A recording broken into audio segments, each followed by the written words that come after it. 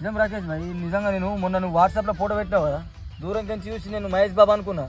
ఎనికైన తర్వాత మహేష్ బాబు సార్ లెక్కున్నాడు ఏంది, మళ్ళీ విజయ్ దేవరకొండ లెక్క కొంచెం ఏం కొట్టినావు, హీరో లెక్కనే కొట్టినావు భాయ్. నేను మా వాళ్ళందరికీ చెప్పినా, నేను అబద్ధం కాదు ఇది.